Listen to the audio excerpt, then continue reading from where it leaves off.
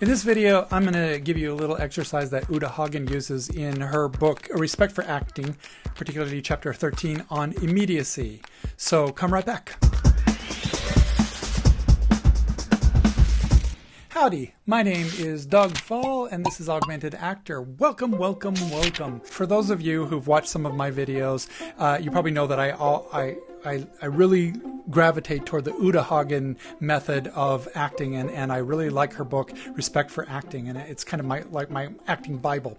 And she has a number of exercises in this book, and in chapter 13 on immediacy, she has this particular exercise. As actors, we sometimes lose our immediacy. We think ahead too much. We know what lines are coming up. We know what our cues are that we need to react to, and so our performances tend to be projected, and we tend to be thinking ahead a little bit too much, and we lose what's actually going on in the immediate moment. So that can translate as somebody that's thinking too much, or maybe it can look like bad acting.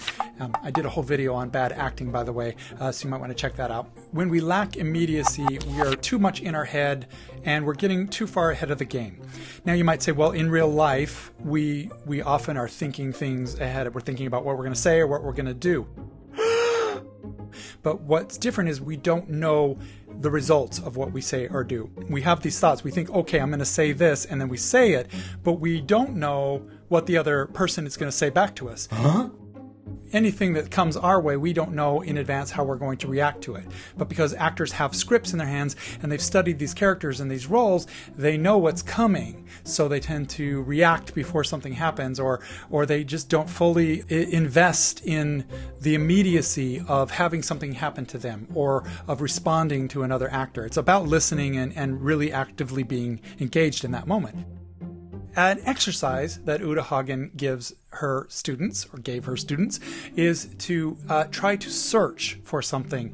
So basically, the way she did this exercise is she would have a set, a room with drawers and a sofa and furniture and things like that, and then she would instruct the actor to search for a small object, like a key or a hairbrush or a nail file, something that they need in the moment, and to not necessarily play the satisfaction of finding the object or play why they need it, but to think of all the little moments that come into your head when you're actually actively searching for something. It brings you into the immediate state of being in the room trying to do something. So look, for instance, if you're looking for a key, you might, dump out the bag or go through your pants pockets and checking every single one, and and you might start thinking, oh my God, if I don't find my key, I can't leave the house. I'm going to be late for my appointment.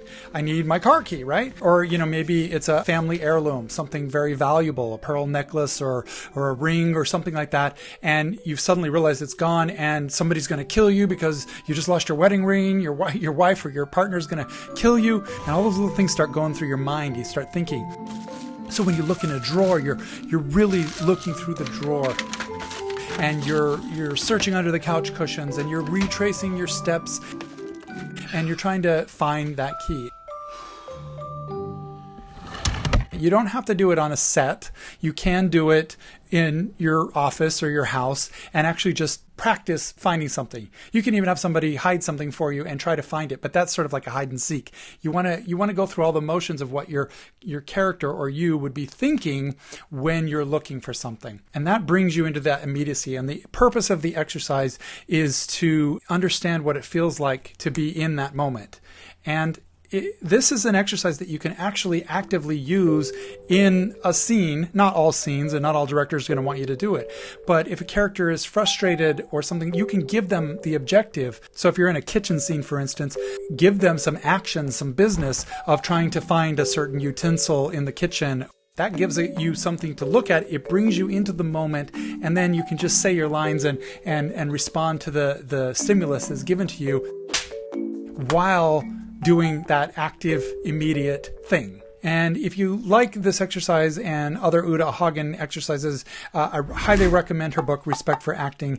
You can find a link to it down in the description below and get yourself a copy. So try this exercise out and let me know how it works out for you in the comments below. I appreciate your continued support and patronage. If you want to do a little bit more to support this channel, there's a Patreon page you can go visit, and there's a Facebook group you can join, and you can buy some of the products that I mentioned, like the Respect for Acting book, through my affiliate links, which gives me a little tiny commission with no extra charge to you. And there's some extra videos on your screen right now. Watching one of those really helps me out.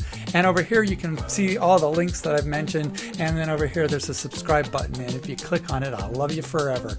Have a good day and see you soon.